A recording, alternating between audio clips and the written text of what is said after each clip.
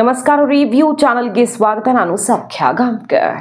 ರಾಜ್ಯ ಬಿಜೆಪಿಗೆ big shock ಕೊಟ್ಟರಲ್ಲ Yatnal. ಈಗ ಭರ್ಜರಿ ಪ್ಲಾನ್ ಒಂದನ್ನು ರೆಡಿ ಮಾಡಿದ್ದಾರೆ. 2028ರ ಚುನಾವಣೆಗೆ ಸಂಬಂಧಪಟ್ಟಂತೆ ಮಾತೆತ್ತಿದ್ರೆ ನಾನು CM, ನನ್ನ ಪಕ್ಷ JCB ಅಂದ್ಕೊಂಡೆಲ್ಲ ಅವರು ಸುಮಾರು ಸಲ ಘೋಷಣೆ ಮಾಡಿದ್ರು, ಆದರೆ ಯಾರೂ ಸೀರಿಯಸ್ ಆಗಿ ತೊಗೊಂಡಿರಲಿಲ್ಲ.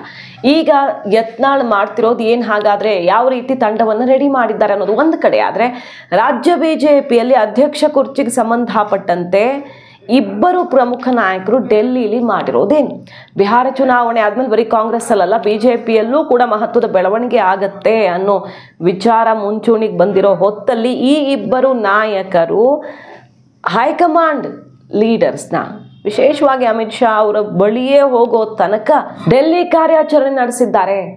ಡೀಟೇಲ್ಸ್ ಇರ್ತಾ ಹೋಗ್ತೀವಿ, ಮಿಸ್ ಮಾಡಿದ್ರೆ ನಮ್ಮ ಚಾನಲ್ನ ಸಬ್ಸ್ಕ್ರೈಬ್ ಮಾಡಿ, ನಿಮ್ಮ ಅಭಿಪ್ರಾಯ ಕಮೆಂಟ್ ಮಾಡಿ ತಿಳಿಸಿ. ಎಸ್ ವೀಕ್ಷಕರೇ, ಒಂದು ಕಡೆ ಯತ್ನಾಳ್ ಅವರು BJPಯಿಂದ ತನ್ನನ್ನು ಹೊರಗೆ ಹಾಕಿದ್ರೇನಂತೆ, ನನಗೆ ಯಾವುದೇ ಪಕ್ಷದ ಬಲವಿಲ್ಲದೆಯೂ ಕೂಡ ನನ್ನ ಸೇನೆಯ ಮೂಲಕವೇ ಅಂದುಕೊಂಡಿದ್ದನ್ನು ಸಾಧಿಸ್ತೀನಿ ಅಂತ ಹೊರಟಿದ್ದಾರೆ. ಅದು ಹಿಂದುತ್ವದ ಶಕ್ತಿ ಪ್ರದರ್ಶನ ಇರಬಹುದು, ಹಿಂದೂ ಪರ ಸಂಘಟನೆಗಳು ವಿವಿಧ ಜಿಲ್ಲೆಗಳಲ್ಲಿ ಈಗ ಏನಾದರೂ ಅಂಥ ಕಾರ್ಯಕ್ರಮಗಳಾದರೆ ಯತ್ನಾಳ್ ಅವ್ರನ್ನ ಕರೆಯತ್ತೆ, ಅವ್ರ ಕಾಲ್ ಶೀಟ್ ಸಿಕ್ಕೋದು ಕಷ್ಟ ಅನ್ನೋ ರೀತಿಯಲ್ಲಿ ಅವರ ಅಭಿಮಾನಿಗಳು ಹೇಳ್ಕೊಳ್ತಾರೆ. ಅಷ್ಟು ಬ್ಯುಸಿ ಆಗಿಬಿಟ್ಟಿದ್ದಾರೆ ಯತ್ನಾಳ್ ಅವ್ರಿಗೆ ಡಿಮ್ಯಾಂಡು ಅಂತ. ಮತ್ತೊಂದು ಕಡೆ ಯತ್ನಾಳ್ ಅವರು ಈಗ ನೋಡಿ, ಮೊನ್ನೆ ಪ್ರವಾಹ, ಉತ್ತರ ಕರ್ನಾಟಕ ಪ್ರವಾಹ ಪೀಡಿತರಿಗೆ ಕೇಂದ್ರ ಸರ್ಕಾರವೇ ನೆರವು ಕೊಡಲಿ, ಸಿದ್ದರಾಮಯ್ಯನವರು ವಿಫಲರಾಗಿದ್ದಾರೆ, ಸೊ ಮೋದಿ ಮಧ್ಯೆ ಪ್ರವೇಶಿಸಲಿ ಅಂತ ಕೇಂದ್ರ ಸರ್ಕಾರಕ್ಕೆ ಆಗ್ರಹಿಸಿ ಪತ್ರ ಬರೆದ್ರು. BJP ಅವ್ರು ಕೇಳೋಕ್ಕಾಗಲ್ಲ ಮೋದಿ ಕೊಡಿ ಅಂತ. ಯತ್ನಾಳ್ ಅವರು ಆ ಹೆಜ್ಜೆ ಇಟ್ಟು ಮೆಚ್ಚುಗೆಗೆ ಪಾತ್ರ ಆಗಿದೆ. ಅಲ್ಲಿನ ಜನ ಅಟ್ಲೀಸ್ಟ್ ಇವರು ಧ್ವನಿ ಎತ್ತಿದ್ರಲ್ಲ ಅನ್ನೋ ರೀತಿಯಲ್ಲಿ ಒಂದು ರೆಸ್ಪಾನ್ಸ್ ಸಿಕ್ಕಿದೆ. ಸಿದ್ದರಾಮಯ್ಯ ವಿರುದ್ಧ, ಸಿದ್ದರಾಮಯ್ಯನವರ ಹಲವಾರು ನಿರ್ಧಾರಗಳ ವಿರುದ್ಧ, ಅಲ್ಪಸಂಖ್ಯಾತರ ಓಲೈಕೆ ಅಂತ ಬೇರೆ ಬೇರೆ ವಿಚಾರಗಳಲ್ಲಿ BJPಗಿಂತ ಒಂದು ಹೆಜ್ಜೆ ಮುಂದಿಟ್ಟು ಹೋರಾಟ ಶುರು ಮಾಡಿಬಿಟ್ಟಿದ್ದಾರೆ ಆಡಳಿತ ಪಕ್ಷದ ವಿರುದ್ಧ. ಇದೆಲ್ಲ ಗಮನಿಸ್ತಿದ್ದೀವಿ. ಈಗ ನೋಡಿ, ಯತ್ನಾಳ್ ಅವರ ಸಂಘಟನೆ ಶುರುವಾಗಿಬಿಟ್ಟಿದೆ 28ರ ಚುನಾವಣೆ ದೃಷ್ಟಿಯಿಂದ. ಈಗ ಯತ್ನಾಳ್ ಅವರು ರಾಜ್ಯ ಪ್ರವಾಸದ ಪಟ್ಟಿಯನ್ನು ರೆಡಿ ಮಾಡ್ಕೊಂಡಿದ್ದಾರೆ. ಹಿಂದುತ್ವದ ಅಸ್ತ್ರವನ್ನೇ ಹಿಡಿದುಕೊಂಡು, ಯೋಗಿ ಆದಿತ್ಯನಾಥ್ ಅವ್ರದ್ದು ಬೇರೆ ಈಗ ಹವಾ ಜಾಸ್ತಿ ಅಲ್ವಾ, UPಯಲ್ಲಿ ಭರ್ಜರಿ ಬ್ಯಾಕ್ ಟು ಬ್ಯಾಕ್ ಬಹಳ ದೊಡ್ಡ ದೊಡ್ಡ ಬೆಳವಣಿಗೆಗಳಾಗ್ತಿದ್ದಾವೆ, ಘೋಷಣೆಗಳು ಮೊಳಗ್ತಿದ್ದಾವೆ, ಬುಲ್ಡೋಸರ್ ಇನ್ನೂ ಅಬ್ಬರಿಸ್ತಾ ಇದೆ. ಅದೆಲ್ಲ ನೆನಪಿಸ್ಕೊಂಡು ಹಿಂದೂ ಅನ್ನುವಂತಹ ಒಂದು ಶಬ್ದದ ಮೂಲಕವೇ ಶಕ್ತಿಯನ್ನು ಜಾಸ್ತಿ ಮಾಡ್ಕೊಳ್ಳೋಕೆ ಹೊರಟಿದ್ದಾರೆ. ಈಗ ಯತ್ನಾಳ್ ಅವರು ಈಶ್ವರಪ್ಪನವರನ್ನು ಜೊತೆಗೆ ಈಶ್ವರಪ್ಪನವ್ರ ಜೊತೆ ಸೇರಿಕೊಂಡು ಪ್ಲಾನ್ ರೆಡಿ ಆಗಿದೆ. ರಾಜ್ಯದಾದ್ಯಂತ ಪ್ರವಾಸಕ್ಕೆ ಪಟ್ಟಿಯನ್ನು ರೆಡಿ ಮಾಡ್ಕೊಂಡಿದ್ದಾರೆ. ಈಶ್ವರಪ್ಪನವರು ಕೂಡ ಬಹಳಷ್ಟು ಜಿಲ್ಲೆಗಳಿಗೆ ಯತ್ನಾಳ್ ಜೊತೆಯಾಗಿ ವಿಸಿಟ್ ಮಾಡಲಿದ್ದಾರೆ.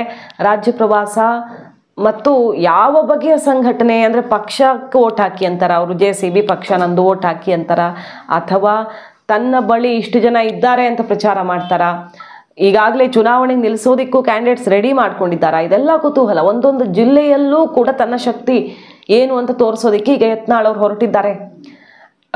ಉತ್ತರ ಕರ್ನಾಟಕದಲ್ಲಿ ವಿಜಯಪುರ, ಬಾಗಲಕೋಟೆ, ಒಂದು 4-5 ಜಿಲ್ಲೆಯಲ್ಲಿ ಅನ್ನೋ ರೀತಿಯಲ್ಲಿ ಯತ್ನಾಳ್ ಅವರ ಇಮೇಜು ಅಂತ ಅಂದುಕೊಂಡಿದ್ದವ್ರಿಗೆ ದಕ್ಷಿಣಕ್ಕೆ ಬಂದು ತನ್ನ ಪವರ್ ತೋರಿಸಿದ್ರು ಯತ್ನಾಳ್. ಮದ್ದೂರಲ್ಲೇನು ಕಡಿಮೆ ಜನ ಸೇರಿದ್ರೆ, ಏಕಾಏಕಿ BJP ಕಾರ್ಯಕ್ರಮ ಆಗ್ತಿದ್ದಂಗೆ ಯತ್ನಾಳ್ ಅವ್ರ ಕಾರ್ಯಕ್ರಮ ಆಗುತ್ತೆ. ಬರೀ ಒಬ್ರಿಗೆ 20,000ಕ್ಕೂ ಅಧಿಕ ಜನ ಸೇರಿ ಲಾಠಿ ಚಾರ್ಜ್ ತನಕ ಆಯಿತು, ಸುಮ್ಮನೆ ನನ್ನ ತಾಕತ್ತು ಅನ್ನೋ ರೀತಿ ಮೆಸೇಜ್ ಕೊಟ್ಟರು. ಅದೇ ರೀತಿ ದಾವಣಗೆರೆ, ತುಮಕೂರು, ದಕ್ಷಿಣ ಕರ್ನಾಟಕ, ಮಧ್ಯ ಕರ್ನಾಟಕ ಎಲ್ಲ ಕಡೆನೂ ಶಕ್ತಿ ಪ್ರದರ್ಶನ ಮಾಡಿದ್ದವರು, ಅವಕಾಶ ಸಿಕ್ಕಾಗಿಲ್ಲ. ಈಗ ಅಧಿಕೃತವಾಗಿ 28ರ ಚುನಾವಣೆಯನ್ನೇ ಟಾರ್ಗೆಟ್ ಇಟ್ಕೊಂಡು ಪ್ರತಿ ಜಿಲ್ಲೆಗೂ ಭೇಟಿ ಕೊಡೋದಕ್ಕೆ, ಓವರ್ ಆಲ್ ಇಡೀ ರಾಜ್ಯ ಸಂಚಾರ ಮಾಡೋದಕ್ಕೆ ಯಡಿಯೂರಪ್ಪನವ್ರ ಸ್ಟೈಲಲ್ಲಿ ಅಸ್ತ್ರ ಎತ್ತಿದ ಯತ್ನಾಳ್. ಯಡಿಯೂರಪ್ಪನವ್ರು ಅಂದರೆ ಅವರು ಯಾವ ರೀತಿ ವಿರೋಧಿಸ್ತಾರೆ ಗೊತ್ತು, ಬಟ್ ಅವರ ಸ್ಟೈಲಿಂದಾನೇ ಇನ್ಸ್ಪೈರ್ ಆದರು, ಅಥವಾ ಯಡಿಯೂರಪ್ಪ ವಿಜೇಂದ್ರ ಸೆಡ್ಡು ಹೊಡೆಯೋದಕ್ಕೆ ಬ್ಲೂ ಪ್ರಿಂಟ್ ರೆಡಿ ಮಾಡಿದ್ರು. ಒಟ್ಟಿನಲ್ಲಿ ಈಗ ಕಾಲಿಗೆ ಚಕ್ರ ಕಟ್ಟಿಕೊಂಡು ರಾಜ್ಯ ಸುತ್ತೋದು. ಈಗ 2 ವರ್ಷ ಚುನಾವಣೆಗೆ 2.5 ವರ್ಷ ಬಾಕಿ ಇರೋವಾಗಲೇ ತನ್ನ ಇಂಪಾರ್ಟೆನ್ಸ್ ಏನು ಅನ್ನೋದನ್ನು ಹೈಕಮಾಂಡ್ಗೆ ತೋರಿಸ್ಕೊಡೋದು. ನಾಳೆ ಹೈಕಮಾಂಡ್ ತಾವಾಗಿಯೇ ಪಕ್ಷಕ್ಕೆ ಬನ್ನಿ ಅಂತ ಚುನಾವಣೆ ಟೈಮಲ್ಲಿ ಕರಿಬೇಕು. ಆ ರೀತಿಯಲ್ಲಿ ಯತ್ನಾಳ್ ಅವರ ಪ್ಲ್ಯಾನ್ ರೆಡಿಯಾಗಿದೆ. ಇನ್ಫ್ಯಾಕ್ಟ್ ಡೆಲ್ಲಿ ಮೂಲದ ನಾಯಕರೊಬ್ಬರ ಆಶೀರ್ವಾದ ಕೂಡ ನೇರವಾಗಿ ಯತ್ನಾಳ್ ಅವ್ರ ಮೇಲೆ ಇದೆ, ಗೈಡ್ ಮಾಡ್ತಿದ್ದಾರೆ ಕಾಲಕ್ಕೆ ಅಂತಲೂ ಚರ್ಚೆಗಳಾಗ್ತವೆ. ಈಗ ರಾಜ್ಯ ಪ್ರವಾಸ ಹೊರಟು ನಿಂತಿದ್ದಾರೆ. ಈಶ್ವರಪ್ಪನವ್ರ ಜೊತೆಗೂ ಕೂಡ ಸೇರಿಕೊಂಡು ಕೆಲವು ಕಡೆ ಅವರು ಸಾಥ್ ಕೊಡ್ತಾರೆ. ಏನು ಮಾಡ್ತಾರೆ, ರಾಜ್ಯ ಸರ್ಕಾರದ ವೈಫಲ್ಯಗಳನ್ನು ಎತ್ತಿ ಹಿಡಿಯೋದು, ಹಾಗೆ ಹಿಂದುತ್ವದ ಉಳಿವಿಗೆ, ಧರ್ಮದ ರಕ್ಷಣೆಗೆ ನಾವೇನು ಮಾಡಬಲ್ಲೆವು ಅನ್ನೋದನ್ನೇ ಜನರ ಮುಂದೆ ಇಡ್ತಾ ಹಿಂದುತ್ವದ ಆಧಾರದಲ್ಲಿ ಸರ್ಕಾರ ನಡೆಯೋದು ಎಷ್ಟು ಇಂಪಾರ್ಟೆಂಟು, ಅಂತಹ ನಾಯಕತ್ವ ಬರೋದು ಎಷ್ಟು ಇಂಪಾರ್ಟೆಂಟ್ ಅಂತ ಕನ್ವಿನ್ಸ್ ಮಾಡುವಂತಹ ಪ್ರಯತ್ನವನ್ನು ಯತ್ನಾಳ್ ಅವರು ಮಾಡಲಿದ್ದಾರೆ. ಸದ್ಯ ಯತ್ನಾಳ್ ಲೆಕ್ಕಾಚಾರ ಏನಂದರೆ, ಯಡಿಯೂರಪ್ಪ ವಿಜಯೇಂದ್ರ ಅವರನ್ನು ಅಟ್ಯಾಕ್ ಮಾಡದೇ ಇರೋದು. ಮಾತೆತ್ತಿದ್ರೆ ಅವರನ್ನು ಅಟ್ಯಾಕ್ ಮಾಡಿಕೊಂಡು ಯತ್ನಾಳ್ ಅವರು ಪಕ್ಷದಿಂದ ಹೊರಗಡೆ ಹೋಗಬೇಕಾಯ್ತು. ಅದರಿಂದ ಲಾಭ ಇವ್ರಿಗೇನು, ಬರೀ ಯಾವಾಗಲೂ ವಿಜಯೇಂದ್ರ ಬೈಯೋದಷ್ಟೇ ಯತ್ನಾಳ್ ಕೆಲಸ, ಇನ್ನೇನು ಮಾಡ್ತಾರೆ ಅಂತ ಇಮೇಜ್ ಆಗಿಬಿಡುತ್ತೆ. ಹಾಗಾಗಿ ಈ ಸಲ ರಾಜ್ಯ ಪ್ರವಾಸ ಮಾಡೋದು, ಆಡಳಿತ ಪಕ್ಷದ ವೈಫಲ್ಯ, ಮುಸಲ್ಮಾನರ ಓಲೈಕೆ, ಇಂತಹ ವಿಚಾರಗಳನ್ನು ಮುಂದಕ್ಕಿಟ್ಟು ಹಿಂದುತ್ವದ ಪ್ರತಿಪಾದನೆ ಮಾಡೋದು, ಜೊತೆಗೆ ಯಡಿಯೂರಪ್ಪ ವಿಜಯೇಂದ್ರ ಬಗ್ಗೆ ಚಕಾರವನ್ನು ಎತ್ತದೇ ಸಾಗೋದು, ಪ್ರತಿಭಟನೆ, ಹೋರಾಟ, ಸಂಘಟನೆ ಇದಕ್ಕಷ್ಟೇ ಸೀಮಿತವಾಗಿ ಕೆಲಸ ಮಾಡಬೇಕು ಅಂತ ಈಗ ಪ್ರಯತ್ನ ಮಾಡ್ಕೊಂಡಿದ್ದಾರೆ. ಒಂದು ಕಡೆ ಕಾಂಗ್ರೆಸ್ನಲ್ಲಿ ನವೆಂಬರ್ ಕ್ರಾಂತಿ ಅಂತ ಜೋರಾಗಿದೆಯಲ್ವಾ, ಒಟ್ಟಿನಲ್ಲಿ ಏನೋ ಒಂದು ದೊಡ್ಡ ಬೆಳವಣಿಗೆ ಆಗುತ್ತೆ ಅನ್ನೋ ಮಟ್ಟಿಗೆ ಡೆವಲಪ್ಮೆಂಟ್ಸ್ ಆಗ್ತಿದ್ದಾವೆ. BJPಯಲ್ಲೂ ಕೂಡ ಅಧ್ಯಕ್ಷರು ಬದಲಾಗ್ತಾರಾ, ವಿಜಯೇಂದ್ರ ಅವ್ರನ್ನ ಮುಂದುವರಿಸಲಾಗುತ್ತಾ ಅನ್ನೋದ್ರ ಬಗ್ಗೆ ಕ್ಲಾರಿಟಿ ಬಿಹಾರದ ಎಲೆಕ್ಷನ್ ಆದಮೇಲೆ ಸಿಗತ್ತೆ. ಇಷ್ಟೆಲ್ಲ ಡೆವಲಪ್ಮೆಂಟ್ಸ್ ನಡುವೆ ಯತ್ನಾಳ್ ಅವರು ಈಗ ಮುಂದಿನ ಚುನಾವಣೆಗೆ ಭರ್ಜರಿ ತಯಾರಿಯನ್ನು ಶುರು ಮಾಡಿಕೊಂಡಿದ್ದಾರೆ. ವರಿಷ್ಠರು ತಾವಾಗಿಯೇ ಯತ್ನಾಳ್ ಪಕ್ಷದಲ್ಲಿ ಇರಬೇಕು ಅನ್ನೋ ಸಂದೇಶವನ್ನು ಕೊಡಬೇಕು. ಹಿಂದೆಲ್ಲ ಆಗಿರೋದಿದೆ, ಯಡಿಯೂರಪ್ಪನವ್ರಿಗೂ ಕೂಡ ಹೊರಗಡೆ ಹೋದ ಮೇಲೆ ಪಕ್ಷನೇ ಕರ್ಕೊಳ್ತು, ಆ ರೀತಿ ತನಗೂ ಡಿಮ್ಯಾಂಡ್ ಬರಬೇಕು ಅಂತ ಈಗ ತಯಾರಿಯನ್ನು ಶುರು ಮಾಡಿದ್ದಾರೆ. ಒಂಟಿ ಆಗಲ್ಲ, ಈಗ ಈಶ್ವರಪ್ಪನವರು ಸೇರಿದಂತೆ ಮತ್ತಷ್ಟು ಬಲಗಳು ತನ್ನ ಜೊತೆ ಸೇರ್ಕೊಳ್ತಿವೆ ಅನ್ನುವ ಸಂದೇಶವನ್ನು ಕೊಟ್ಟಿದ್ದಾರೆ. ಮತ್ತೊಂದು ಕಡೆ ನೋಡಿ, BJPಯಲ್ಲಿ ಏನಾಗ್ತಿದೆ ಡೆವಲಪ್ಮೆಂಟ್ ಅಂತ ಕೇಳಿದ್ರೆ, ರಾಜ್ಯ BJPಯಲ್ಲಿ ಇಬ್ಬರು ನಾಯಕರು ಒಕ್ಕಲಿಗ ಲಿಂಗಾಯತ ಕಾಂಬಿನೇಷನ್ನಲ್ಲಿ, ಯಾರ್ಯಾರು, ಬೆಲ್ಲದ್ ಮತ್ತು ಅಶ್ವಥ್ ನಾರಾಯಣ್ ಅವರು ಡೆಲ್ಲಿ ಕಾರ್ಯಾಚರಣೆ ಶುರು ಮಾಡಿದ್ದಾರೆ. ಆಲ್ರೆಡಿ ಹೈಕಮಾಂಡ್ ನಾಯಕರನ್ನ ಭೇಟಿ ಮಾಡಿ ಬೆಲ್ಲದ್ ಅವರು ಅಧ್ಯಕ್ಷರಾಗಬೇಕು, ಅಶ್ವಥ್ ನಾರಾಯಣ್ ಅವರು ಪ್ರತಿಪಕ್ಷ ನಾಯಕರಾಗಬೇಕು ಅನ್ನುವ ಪ್ರಯತ್ನ ಜೋರು ಶುರು ಮಾಡಿದ್ದಾರೆ. ವಿಜಯೇಂದ್ರ ಬದಲಿಸಲೇಬೇಕು, ಅವ್ರನ್ನ ಮುಂದುವರಿಸ್ಕೊಂಡು ಹೋದರೆ ಯಾರೂ ಸಪೋರ್ಟ್ ಮಾಡಲ್ಲ ಅನ್ನೋ ರೀತಿಯಲ್ಲಿ ತಮ್ಮ ಪ್ರಯತ್ನ ತಾವು ಶುರು ಮಾಡಿಬಿಟ್ಟಿದ್ದಾರೆ. ಈಗ ಹಿಂದೆಲ್ಲ ಒಂದು ಟೀಮ್ ಪ್ರಯತ್ನ ಮಾಡಿದ್ದಾಯಿತು, ಸೈಲೆಂಟ್ ಆದರು. ಜಾರಕಿಹೊಳಿ ಅವರು ಕೂಡ ಈಗ ಅಷ್ಟೆಲ್ಲ ಸೌಂಡ್ ಇಲ್ಲ, ಅವರು ಸೈಲೆಂಟ್ ಆಗಿದ್ದಾರೆ. ಆದರೆ ಅಶ್ವಥ್ ನಾರಾಯಣ್ ಮತ್ತು ಬೆಲ್ಲದ ಟೀಮ್ ಕಾರ್ಯಾಚರಣೆ ಜೋರಾಗಿದೆ. ಈಗ ಹೈಕಮಾಂಡ್ ನಾಯಕರು ಇವರೆಲ್ಲ ಅಹವಾಲುಗಳನ್ನು ಆಲಿಸಿ ಮನವಿಯನ್ನು ಸ್ವೀಕರಿಸಿ ಅಷ್ಟೆಲ್ಲ ಏನು ಆನ್ಸರ್ ಮಾಡದೆ ಕಳಿಸ್ಕೊಟ್ಟಿದ್ದಾರಂತೆ. ಸೊ ಹೋದ ದಾರಿಗೆ ಇನ್ನೂ ಸುಂಕ ಸಿಕ್ಕಿಲ್ಲ, ಮುಂದೇನಾಗತ್ತೆ ಅನ್ನೋದು ಗೊತ್ತಿಲ್ಲ. ಬಹುತೇಕ ವಿಜಯೇಂದ್ರ ಅವ್ರಿಗೆ ಈಗಂತೂ ಟೆನ್ಷನ್ ಆಗುತ್ತೆ ಅಂತ ಅನ್ಸಲ್ಲ. ರಾಜ್ಯ BJPಯಲ್ಲಿ ಅಧ್ಯಕ್ಷರಾಗಿ ಅವರು ಮುಂದುವರಿತಾರೆ ಅನ್ನೋದನ್ನು BL ಸಂತೋಷ್ ಅವರಿಗೆ ಘೋಷಿಸಿದ್ದಾಗಿದೆ. ಯಾಕಂದರೆ ಇತ್ತೀಚೆಗಷ್ಟೇ ಒಂದು ಕಾರ್ಯಕ್ರಮ ನಡೀತು, BL ಸಂತೋಷ್ ಅವ್ರ ಜೊತೆನೇ ವ್ಯತ್ಯಾಸ ಇದ್ದಿದ್ದು.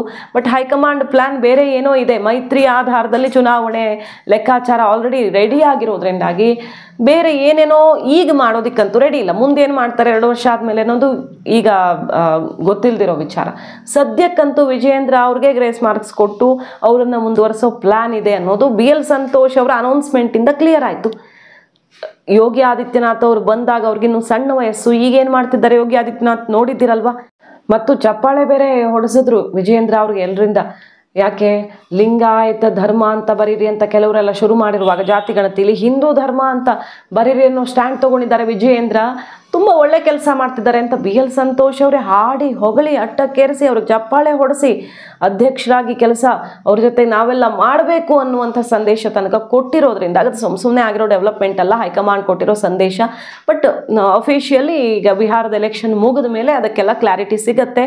ಈಗ ವಿಜಯೇಂದ್ರ ಇಳಿಸೋದಕ್ಕೆ ಒಂದು ಕಡೆ ಜೋರು ಪ್ರಯತ್ನ ಶುರುವಾಗಿದೆ. ಇದರ ನಡುವೆ ಇಂಥ ಸಂದೇಶ ಡೆಲ್ಲಿಯಿಂದ ಸಿಗ್ತಿರೋದು. ಆದರೆ ಇದ್ಯಾವುದಕ್ಕೂ ತಲೆ ಕೆಡಿಸ್ಕೊಳ್ಳೋದ ಯತ್ನಾಳ್ ಮಾತ್ರ ವಿಜಯೇಂದ್ರ ಸುದ್ದಿ ಬಿಟ್ಟು ಈಗ ತನ್ನದೇ ಶಕ್ತಿ ಪ್ರದರ್ಶನಕ್ಕೆ ನಿಂತಿದ್ದಾರೆ. ತಾನು ಪರ್ಯಾಯ ಶಕ್ತಿಯಾಗಿ ರಾಜ್ಯ ರಾಜಕಾರಣದಲ್ಲಿ, ಅದು ಕಾಂಗ್ರೆಸ್ಸು BJP ಅಂತಲ್ಲ, ಪರ್ಯಾಯ ಶಕ್ತಿಯಾಗಿ ಒಂದು ಪಡೆಯಾಗಿ ಡಿಮ್ಯಾಂಡನ್ನು ಜಾಸ್ತಿ ಮಾಡಿಕೊಳ್ಳೋದಕ್ಕೆ. ಮಾಹಿತಿ ಇಷ್ಟ ಆಗಿದ್ರೆ ಮಿಸ್ ಮಾಡಿದ್ರೆ ನಮ್ಮ ಚಾನಲ್ನ ಸಬ್ಸ್ಕ್ರೈಬ್ ಮಾಡಿ, ನಿಮ್ಮ ಅಭಿಪ್ರಾಯ ಕಮೆಂಟ್ ಮಾಡಿ ತಿಳಿಸಿ. Thank you.